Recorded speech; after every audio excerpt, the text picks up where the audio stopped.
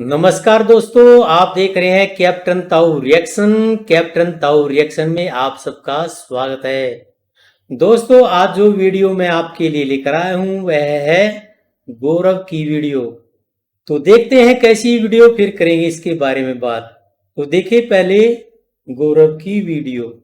Hello friends, मैं हूं गौरव और आज के तारीख में आप चारों ओर जहां पे देखोगे बॉलीवुड के बॉयकॉट के नारे चल रहे हैं। और फिर चाहे वो हो मूवी आमिर खान की लाल सिंह चड्ढा, या फिर अक्षय कुमार की रक्षाबंधन, या फिर आगे आने वाली मूवीज जैसे पठान हो गया, ब्रह्मास्त्र हो गया, या फिर विक्रम वेधा। एक्चुअली में बात यह है कि बॉलीवुड को इतनी हेट की आदत नहीं है, क्योंकि जिस टाइम से मैं बिलोंग करता हूं हम सभी बॉलीवुड की काफी रिस्पेक्ट किया करते थे और ये सभी लोग हमारे लाइफ में काफी इंफ्लुएंशियल रोल प्ले किया करते थे। लेकिन आज ऐसा क्यों हो रहा है कि ये इंडस्ट्री डाउन जा रही है? और क्या हमारे बॉयकॉट के नारों का कुछ असर पड़ रहा है और इंडस्ट्री सही में डाउन भी जा रही है कि नहीं on the first place? Well, उसके लिए हमें डेफिनेटली डेटा पर नजर डालना पड़ेगा। But on the other side, ये जो बॉयकॉट का कल्चर आया है, क्या ये सही है या ये गलत है? क्योंकि यहां पर सेक्युलरिज्म के कुछ प्रिंसिपल्स है वो हर्ट हो रहे दिख रहे हो सकते हैं, राइट? वेल, इसी मामले की हम डिटेल में आज जांच पड़ताल करेंगे और इस वीडियो में जितना हो सके डेटा के बेसिस पर हम एक लॉजिकल कंक्लूजन पेश करने की कोशिश करेंगे। तो सबसे पहले इस बात से शुरू करते हैं कि बॉलीवुड का डिक्लाइन आ भी रहा है या नहीं, या ये फिर सिर्फ एक अफवाह है जो लोग फैला रहे हैं। सो वेल, ये डेटा मुझे मिला जिसमें आप देख सकते हो कि लास्ट ईयर के इंडियन फिल्म्स में से top 10 grossing highest grossing movies में से बॉलीवुड के सिर्फ 3 ही मूवीज है, और वो मूवीज भी कंटेंट बेस्ड और नेशनलिज्म बेस्ड है। फॉर एग्जांपल, नंबर 1 मूवी है तान्हाजी, नंबर 4 पर है सूर्यवंशी और नंबर 10 पर है 83, and rest of the movies except Spiderman सभी तमिल और तेलुगु है। अब बॉक्स ऑफिस पर भी आपको ये डिक्लाइन दिख जाएगा, जहां पर 2021 में Bollywood movies total 44% revenue account करती थी और तमिल और तेलुगु मूवीज यानी टॉलीवुड और कॉलीवुड मिलाकर 13% ईच, यानी कि 26% इन टोटल।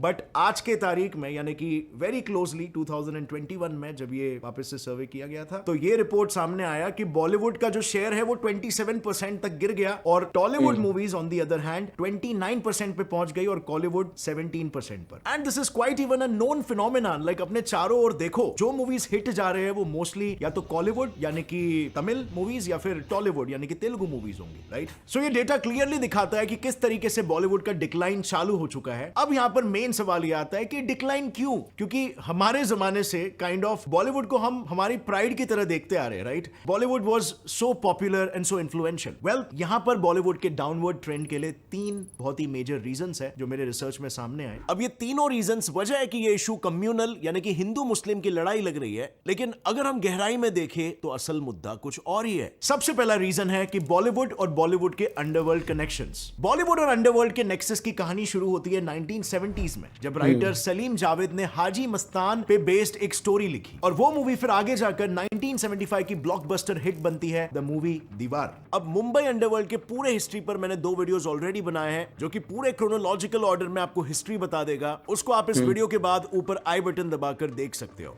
अब बॉलीवुड मूवी इंडस्ट्री जो थी वो इनिशियली कैश से फंड की जाती थी। सो ऑन एन एवरेज जो भी यहां पर इन्वेस्टर होता था उसे 30 से 40% का ROI मिलता था उसके पेड अप कैपिटल पर। अब ये बिजनेस मॉडल क्रिमिनल्स को और अंडरवर्ल्ड डॉन्स को काफी ज्यादा लुक्रेटिव लगने लगा, बिकॉज यहां पर आपको आपके मनी पर ROI भी मिल रहा है and at the same time आपका ब्लैक मनी वाइट भी हो रहा है। सो इससे उनके दिलों में ऑटोमेटिकली एक सॉफ्ट कॉर्नर डेवलप होने लग गया बॉलीवुड रिलेटेड मूवीज के बिजनेस में। इसके साथ साथ इन्वेस्टमेंट के बाद अब वो डिस्ट्रीब्यूशन और कास्टिंग में भी अपना स्टैंड रखने लग गए। ऑब्वियसली बात है, अगर आप पैसे लगा रहे हो तो आपका भी एक से होगा, राइट? और यही वो दौर था, इसी दौरान बहुत सारे बॉलीवुड स्टार्स माफियाज के साथ भी रिलेशंस में नजर आने लगे। जैसे फॉर एग्जांपल मोनिका बेदी अबू सालिम के साथ रिलेशनशिप में थी, मंदाकिनी दाऊद इब्राहिम के साथ, और यह भी कहा जाता है इसी वजह से उसे बॉलीवुड में काफी सारे फिल्म्स मिले। ममता कुलकर्णी की बात करें तो वो छोटा राजन के साथ रिलेशनशिप रख चुकी है। अब ऑब्वियसली जब हम अब बैठ के ये सब के बारे में लिंक्स ड्रॉ कर रहे हैं तो हमें समझ में आ रहा है कि यार ये चीज तो कहीं और जा रही है,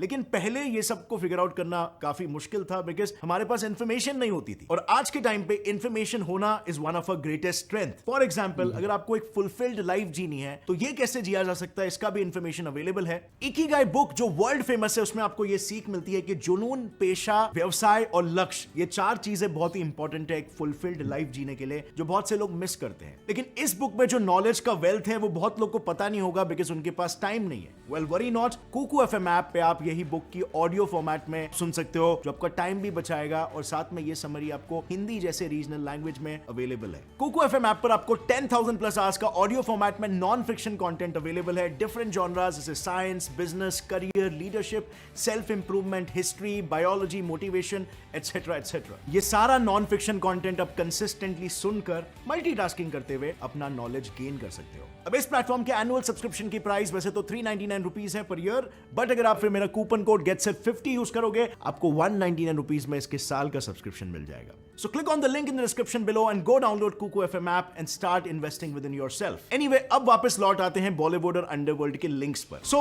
ये जो लिंक्स बनने लग रहे थे, जो रिलेशनशिप्स बनने लग रहे थे, ये सिर्फ और सिर्फ रोमांटिक रिलेशंस नहीं थे, बल्कि ये बिजनेस रिलेशंस भी थे at the same time. Bollywood के कई स्टार्स को टाइम एंड अगेन कैच किया गया अंडरवर्ल्ड के फिगर्स के साथ, जैसे फॉर एग्जांपल अनिल कपूर। यहाँ पर सलमान खान, संजय दत्त और सुनील दत्त भी है। इनफैक्ट ऋषि कपूर की बायोग्राफी खुल्लम खुल्ला में तो खुल्लम खुल्ला उन्होंने ये कह भी दिया था कि दाऊद इब्राहिम से वो 2 बार मिले हैं and he is a very warm hearted person. Salman Khan भी ऑन रिकॉर्ड ऐश्वर्या राय को फोर्स करते हुए पाए गए, जहां पर वो लिटरली फोर्स कर रहे थे अबू सालिम जो कि अंडरवर्ल्ड माफिया थे उनके साथ एक शो करने के लिए, and when she was denying he was insinuating कि उनके लिंक्स हैं अंडरवर्ल्ड के साथ, तो आगे जो कॉन्सिक्वेंसेस होंगे वो अच्छे नहीं होंगे। यहां तक कि सीनियर एक्टर्स भी इन कनेक्शंस को डिनाई नहीं कर सकते। बिग बी, अमिताभ बच्चन और अनिल कपूर ने या तो ओपनली या तो फिर घुमा फिरा के कहीं ना कहीं एक्सेप्ट किया है कि यस, बॉलीवुड मूवीज में अक्सर अंडरवर्ल्ड के पैसे लगते हैं। सही कहा, अंडरवर्ल्ड के करते हैं क्योंकि उसके बगैर तो इनका काम चलने वाला नहीं, पैसा कहाँ से आएगा। और जो वो चाहेंगे अंडरवर्ल्ड के आदमी वही इनको बनाना पड़ेगा, तभी तो बदमाशी के इतने सारी फिल्में आई हैं, डॉन की इतनी फिल्में आई हैं, तो इन्हीं से बच्चों में ये भावना आई कि हम भी डॉन बन जाए। तो काफी अंडरवर्ल्ड के लोग नाराज भी हो गए, अरे तू उससे दोस्ती कर रहा है, इधर आ अनिल, क्या भैया तू उनसे क्यों? मैं दोस्ती नहीं कर रहा हूँ बाबा, मैं अपनी एक्टिंग के चक्कर में गया था ताकि उससे मुझे कुछ पता मिल सके। आप ये कॉल रिकॉर्डिंग सुन सकते हो जहां पे संजय दत्त छोटा शकील से बात कर रहा है एंड इज कंप्लेनिंग कि प्रीति जिंटा को कोई छोटा शकील के नाम से एक्सटॉर्शन कॉल्स कर रहा है। हाँ मेरे नाम से जी, इसके पास छोटी रानी प्रीति थी एक, तो वो मैंने प्रीति का तो मैंने मरीजों को मैसेज अभी हाल में है, अभी अभी जी। यहाँ पर छोटा शकील ये बोलता है कि वो प्रीति जिंटा को एक्सटॉर्शन कॉल क्यों करेगा, क्योंकि उसी ने तो प्रीति जिंटा को एक मूवी में साइन किया था। मैंने सेकंड भी यार, वो मेरे साथ काम कर रही है जी, मैंने उसको पैसे दिया है जी, दिया इसलिए थोड़ी कि मैं उसको फोन करके वापस मंगा लूँ, बिल्कुल समझ रहे नहीं जी। So फिर why will he ask for his money back from Preity Zinta? उसी कॉल में संजय दत्त ये भी पूछते हैं कि क्या वो छोटे शकील के वाइफ और बच्चों से बात कर सकते हैं, जो कि ये काफी क्लियर करता है कि उनके फैमिली रिलेशंस भी थे। भाभी कैसे? हाँ सब ठीक है, फर्स्ट क्लास। एक दिन भाभी से बात करवाना पड़ेगा, बच्चों से भी। हाँ बच्चों से भी करवा देना। और यही फैमिली रिलेशंस बाद में संजय दत्त को काफी भारी भी पड़े, क्योंकि जब वो मॉरिशस से मुंबई लैंड कर रहे थे 1993 में, तब सीबीआई ने उन्हें पकड़ लिया। उनका जुर्म था 1993 बॉम्ब ब्लास्ट से कनेक्टेड टेररिस्ट छोटा शकील की AK-56 राइफल और 9mm पिस्तौल को छुपाना। अब ये अरेस्ट बाद में आगे जाके बॉलीवुड और अंडरवर्ल्ड के डायनामिक में काफी ट्विस्ट ला देगा, एक टर्निंग पॉइंट बन जाएगा। बॉलीवुड एक्टर्स और एक्ट्रेसेस उसके बाद अंडरवर्ल्ड से अपने आप को काफी डिस्टेंस करने लगे, क्योंकि पुलिस की अभी उन पर एक्स्ट्रा नजरें गड़ी होती थी। पुलिस वाले बॉलीवुड एक्टर्स, उनकी मूवीज और उनके फंडिंग सोर्सेस पर काफी नजरें बनाने लगे। और फिर उसके बाद साल 2000 में चोरी चोरी छुपके मूवी का किस्सा सामने आया। चोरी चोरी छुपके ये मूवी टेररिस्ट छोटा शकील द्वारा फंडेड थी। इस बात को पुलिस के सामने तो सभी एक्टर्स ने एक्सेप्ट किया, लेकिन फिर जब उन्हें कोर्ट पे बुलाया गया बयान के लिए, तो उस दिन सभी एक्टर्स मुकर गए और सिर्फ प्रीति जिंटा ने बयान दिया, और उसके आगे उसके करियर के साथ क्या हुआ वो तो हम सब जानते हैं। बट बॉलीवुड बट डर इतना है उनमें, उनके खिलाफ कौन बोल सकता है? सबको गोलियों से डर लगता है, कोई नहीं बोलता ऐसे। लेकिन ये बात सच्चाई है कि अंडरवर्ल्ड डॉन इनमें काम करते हैं, और उन्हीं के कारण कहने से फिल्में बनाई जाती थी कि किस विषय भी बनाई जाएगी और कैसी वीडियो या फिल्म होनी चाहिए। के लिंक सिर्फ अंडरवर्ल्ड माफिया के साथ ही सामने नहीं आए, बल्कि anti India radical Islamic organisations के साथ भी सामने आए। जैसे फॉर एग्जांपल शाहरुख खान और उसकी वाइफ के टोनी अशाय, जो कि एक एंटी इंडियन, एक कश्मीरी सेपरेटिस्ट लीडर है और जो अक्सर पीएम मोदी के अगेंस्ट हेट स्पीचेस देता है, उसके साथ अच्छे रिलेशंस है। करण जौहर, अनिल कपूर, सोनम कपूर के anti India activist, ex Pakistan prime minister Imran Khan aid और पाकिस्तानी आर्मी जनरल के खास अनिल मुसरत के साथ पार्टी करते हुए एकदम क्लोज और हैप्पी पिक्स है। इनफैक्ट एक्स रॉ ऑफिशियल एनके सूद का तो यह तक कहना था कि दीपिका पादुकोण की जो जेएनयू ट्रिप थी वो अनिल मुसरत के कहने पर ही थी और उसे उसके लिए 5 करोड़ रुपए मिले थे। सो यहां पर यह डेटा यह बताता है कि एक तरफ अंडरवर्ल्ड माफिया के साथ बॉलीवुड के लिंक्स है, तो दूसरी तरफ रेडिकल इस्लामिक ऑर्गेनाइजेशंस के। अब अंडरवर्ल्ड माफिया के रेडिकल इस्लामिक ऑर्गेनाइजेशंस के साथ क्या लिंक है? I don't think this needs much justification, because US already ये प्रूव कर चुका है कि इन दोनों के काफी डीप लिंक्स हैं। और ऑब्वियसली अगर हम यहां पर थोड़ा सा कॉमन सेंस लगाकर भी सोचे तो अंडरवर्ल्ड माफिया वो चीजें कर सकती है जो कि रेडिकल इस्लामिक ऑर्गेनाइजेशंस को चाहिए। So obviously we can not be so sure कि ये ऑर्गेनाइजेशंस अंडरवर्ल्ड माफिया को फंड नहीं कर रही है और वो फंड कहीं ना कहीं बॉलीवुड के पास नहीं आ रहा। लश्कर ए तैयबा के लीडर हफीज सईद के बेटे ने एक बार पाकिस्तानी अवाम को यह कहा था कि अपना मकसद हासिल करने के लिए दाऊद इब्राहिम बनो। इनफैक्ट केरला के एक जर्नलिस्ट जो इंडिया विजन नाम के एक न्यूज आउटलेट, जो कि अभी बंद हो चुका है, के एडिटोरियल हेड थे, उन्होंने एक बहुत ही सेंसेशनल डिस्क्लोजर किया था। उनका यह कहना था कि एक बार जमात इस्लामी हिंद के secretary general T Arif Ali ने उन्हें कॉल करके मीटिंग के लिए बुलाया था और इस मीटिंग में अली ने बशीर से यह कहा था कि उन्हें उनके कंपनी के 3 फीमेल मुस्लिम रिपोर्टर्स के बिना हिजाब के करस्पॉन्डेंस देने से आपत्ति है, सो उन्हें हिजाब पहनाओ। अब इन्हीं मीटिंग्स के दौरान बशीर ने आरिफ अली के एक लेटर को भी एक्सेस कर लिया जो उसने किंग अब्दुल अजीज यूनिवर्सिटी को लिखा था फंड्स मांगने के लिए to promote Islamic attire in Kerala and India. So kind of Islamic countries का भी हमेशा से ये एजेंडा रहा है कि इस्लामिक कल्चर इंडिया में फैले। अब इस सब का नतीजा anti national and anti Hindu narratives in Bollywood. Example के लिए काफी सारे इंस्टेंसेस आपको इन बॉलीवुड सेलिब्रिटीज के बिहेवियर से दिख जाएंगे। जब राम मंदिर मामले में एक कम्युनिटी की जीत हुई थी तो किसी ने भी अपनी खुशी व्यर्थ नहीं की, बल्कि न्यूट्रल स्टेटमेंट्स आ रहे थे कि चलो जो भी आया वर्डिक्ट वो पीस बनाए रखते हैं, ठीक है जो भी वर्डिक्ट आया। बट वहीं पर हिजाब प्रोटेस्ट दूसरी तरफ होने लगे तो यही सेलिब्रिटीज बढ़ चढ़ के इस एक्ट को कंडेम और क्रिटिसाइज करने लगे। और यहां तक कि आसिफा केस के टाइम पर भी सेलिब्रिटीज ने इस हीनियस क्राइम को एक रिलीजियस एंगल दे दिया, लेकिन यही रिलीजियस एंगल किसी ने भी किशन भारद्वाज के केस में या कमलेश तिवारी के केस में या इवन उदयपुर बिहेडिंग के केस में नहीं दिया था। सो अब बात यहां पर यह आती है फ्रेंड्स कि ये हिंदू और मुस्लिम सामने क्यों आ रहा है, क्यों इंडिया का एक इंडियन सामने बनकर नहीं आ पा रहा है और नेशनल इंटरेस्ट में बातें क्यों नहीं हो रही है? क्योंकि गलत चीजें तो दोनों भी धर्म में हो सकती है, बट बिकॉज ये मारे गए, क्या किसी बॉलीवुड के एक्टर ने कुछ कहा? कभी भी किसी ने इनकी निंदा की हो, कंडम किया हो उनको? कभी नहीं। ये चाहते ही नहीं कि हम कुछ बोलें। अगर कोई और धर्म का मारा जाता तो ये सब बवाल उठा देते और कैंडल मार्च निकाल देते।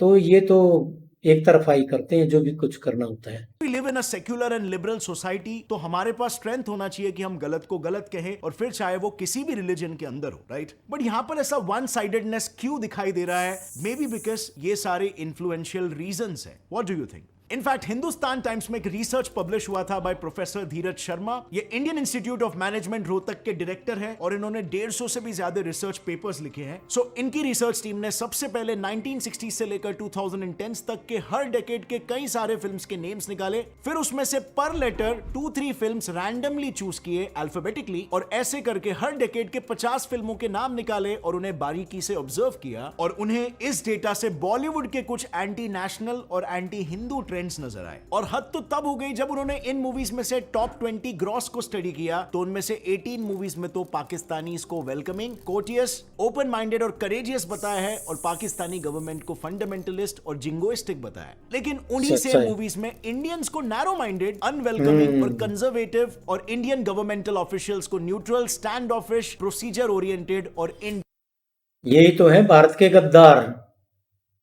डिसाइसिव बताया। अभी तो माइक्रो स्टैट्स है, लेकिन ऐसा ही कुछ हमें बॉलीवुड में अक्सर दिखाई देता है। बिकॉज डोंट फॉरगेट यहाँ पे बॉलीवुड के 2 ऑडियंसेस है। इस एनालिसिस का मेजर गोल यही है कि ये फाइंड आउट करना कि बॉलीवुड एग्जैक्टली किस तरीके से ऑपरेट करता है। अब अगर आपके 2 ऑडियंसेस है तो ऑब्वियसली आपके मैसेजेस काफी बार एक दूसरे को कॉन्ट्रडिक्ट करेंगे, राइट? सो एग्जांपल के लिए ले लो रॉकस्टार मूवी का ये सॉन्ग सड्डा हक, जिसमें कश्मीरी सेपरेटिस्ट और खालिस्तानीज को क्लियरली शो किया है अपना हक, सड्डा हक मांगते हैं। लाल सिंह चड्डा मूवी में एज वी ऑल नो लाल सिंह चड्डा चड्ढा एक हॉलीवुड फिल्म फॉरेस्ट गम की कॉपी है। उस मूवी में लेफ्टिनेंट डैन इस ओरिजिनल कैरेक्टर ने मूवी में अपने कमांडर को बचाते हुए बताया, लेकिन वही लाल सिंह चड्ढा में लाल सिंह एक trained Indian army official misunderstanding से पाकिस्तानी टेररिस्ट नेम मोहम्मद को ही बचाते हुए लेकर आता है। और जहां पर इस गुड टेररिस्ट को रिलीजियस बताया है, वहीं पर लाल सिंह को पूजा पाठ के अगेंस्ट और उसे यूजलेस समझते हुए दिखाया है। हैदर मूवी जो कि पूरी की पूरी कश्मीरी फ्रीडम स्ट्रगल पर बेस्ड है, उस मूवी में शाहिद कपूर को क्लियरली ये बोलते हुए दिखाया कि कश्मीर बस Hindustan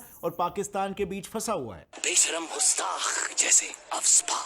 Armed Forces Special Powers Act Section 5 Rule 4.A Any commissioned officer जी जनाब, warrant officer जी जनाब, on order law and order। India Pakistan ने मिलकर खेला हमसे बॉर्डर चेक हम क्या चाहते हैं, उस पार भी लेंगे उस पार भी लेंगे, हम लेके रहेंगे आजादी। और इंडियन आर्मी एफ्स्पा एक्ट की मदद से उनके घरों में घुसती भी है और इनोसेंट कश्मीरी सेपरेटिस्ट टेररिस्ट को मारती भी है। मतलब एक तरह से पूरे मुद्दे को व्हाइट वॉश करने की कोशिश, उन्हें यह बता के कि वो टेररिस्ट नहीं है बल्कि वो अपने फ्रीडम के लिए लड़ रहे हैं। सो अब यहां पर इन सब इंसिडेंट्स के बाद आता है इंडिया की हिस्ट्री में एक ट्विस्ट। अचानक से इंडिया में हाइपर नेशनलिज्म जगने लगता है, या फिर कुछ लोग ऐसे कहते हैं कि हाइपर नेशनलिज्म है, बट इसके जज तो आप सब खुद ही हो। आप बताइए कि क्या ये हाइपर नेशनलिज्म है जब हमारे कंट्री के बारे में अगर बॉलीवुड मूवीज में दूसरे देशों की ऑडियंस को एंटरटेन करने के लिए ये सारी चीजें दिखाई जा रही है, तो क्या ऐसा नहीं हो रहा कि हमारे इंडियंस के माइंड में उसके प्रति एक गलत इन्फ्लुएंस फैल रहा है? Because this is already proved कि बॉलीवुड मूवीज कल्चरली, इमोशनली और इवन थॉट्स वाइज भी इंडियन यूथ को इन्फ्लुएंस करती है। अब यहां पर अगर मैं अपना पर्सनल ओपिनियन रखूं तो मेरे हिसाब से ये लड़ाई हिंदू मुस्लिम्स की नहीं है, बल्कि ये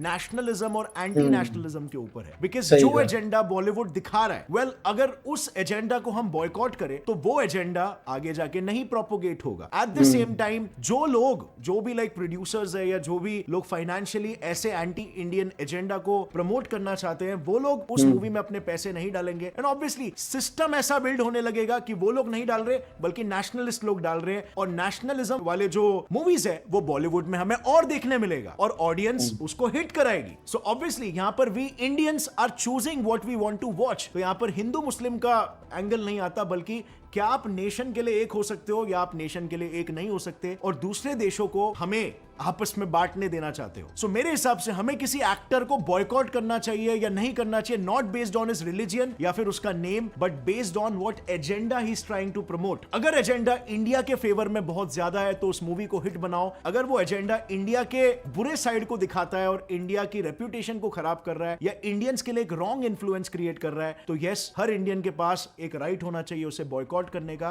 ताकि वो लोगों को भी, एक प्रोड्यूसर्स को भी एक मैसेज दे कि ऐसी फिल्म्स अगर आप लाओगे तो हम नहीं देखने वाले। आप नेशनलिस्ट और नेशनलिज्म वाली फिल्में लाओ और उसे हम हिट बनाएंगे। दूसरी तरफ मैं ये भी कहना चाहूंगा कि एक दूसरी लॉबी काम करती है जो कि फेक लिबरल्स की लॉबी है। वो हर चीज में बस काइंड ऑफ अपनी उंगली डालेंगे कि आप बॉयकॉट कर रहे हो, उससे क्या उखड़ जाएगा, कुछ नहीं होने वाला, क्या नहीं होने वाला। वेल, आप डिमांड एंड सप्लाई के जो बेसिक लॉज है उसको आप कैसे चैलेंज कर सकते हो? अगर बॉयकॉट करके डिमांड कम हो रहा है, रेप्यूटेशन खराब हो रही है, तो इसका मतलब ये है कि वो मैसेजेस आज नहीं तो कल प्रोड्यूसर्स को कहीं ना कहीं जाएगा, right? So obviously like it's common sense कि अगर हम बॉयकॉट करेंगे तो वो असर दिखाएगा। सो फेक लिबरल्स के साइड से ये सब आना मुझे बस सिर्फ यही दिखाता है कि आप बस कोशिश कर रहे हो इंडिया को और नेशनलिज्म को डीमोटिवेट करने के लिए कि आप नहीं कर सकते, हम इंडियंस कुछ नहीं कर सकते, हम बॉयकॉट नहीं कर सकते, हमारी कैपेबिलिटी में नहीं है। वेल, हमने करके दिखाया, राइट? जो मूवीज नेशनलिस्टिक एजेंडा प्रमोट करेगी, हम लोग मिलकर उस मूवीज को हिट बनाएंगे। ऑब्वियसली ऐसे नहीं होगा कि आज सबने बॉयकॉट किया तो कल को वो मूवी फ्लॉप, बट ये सिस्टमैटिकली होगा। यानी आज के जनरेशंस जो ये स्टार्ट करेंगे तो इसका असर हमें 10 साल बाद दिखने के लिए मिलेगा, बट इसका असर डेफिनेटली आएगा and that would actually change the mindset of a lot of Indians and producers. Because Bollywood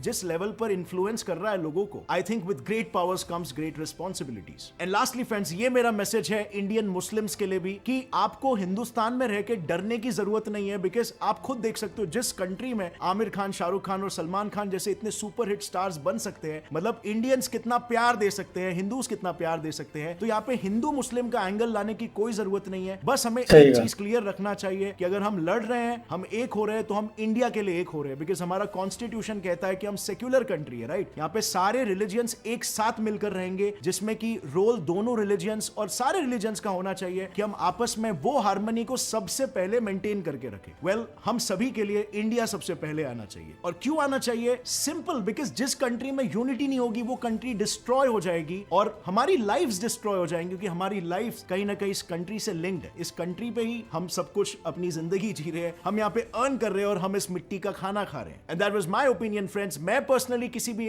एक रिलीजन में बिलीव नहीं करता। मैं ये बिलीव करता हूं कि अभी एट दिस वेरी मोमेंट हम सभी रिलीजियंस को एक साथ होना सबसे ज्यादा जरूरी है, क्योंकि रिलीजन से ज्यादा कंट्री हमारे लाइफ में ज्यादा इंपॉर्टेंट है आज के तारीख में, because country is feeding us, right? With that said, अगर आपको इस वीडियो से कुछ भी नया सीखने मिला तो एक लाइक जरूर ठोकना। Gets it fly fact channel को भी सब्सक्राइब कर लो और बेल नोटिफिकेशन दबाओ, ताकि ऐसे ही आगे आने वाली वीडियोस आप कभी भी मिस ना करो। और फ्रेंड्स, जाने से पहले कुकू एफएम ऐप को इंस्टॉल करना मत भूलना। Click on the link in the description below to get a yearly subscription for just 199 rupees. See you next time, friends. Till then, as always, stay curious, keep learning, and keep growing.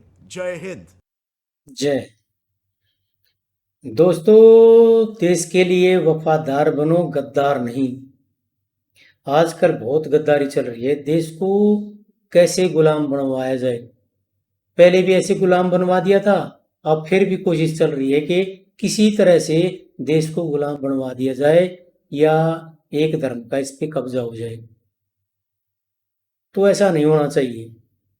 तो बॉलीवुड के बारे में जो इन्होंने कहा है वो सच्चाई कही है, क्योंकि उन्हीं का पैसा इनमें लगता था, अंडरवर्ल्ड वगैरह का। तो उन्हीं के कारण ये चल रहे थे। और अब देखो, साउथ की फिल्में कितने ऊपर जा रही हैं, बॉलीवुड की फिल्में तो उन्होंने फ्लॉप कर दी। तो जो अच्छी फिल्में बनाएगा, देश के लिए बनाएगा, वो तो बहुत ही ग्रोथ करेंगी फिल्में। और जो देश के लिए ये है भाई कि देश की बदनामी करेगा, उनको देखने वाला कोई नहीं रहेगा। जैसे देख लो, ये लाल सिंह चड्ढा आई थी, कैसे फ्लॉप हुई है।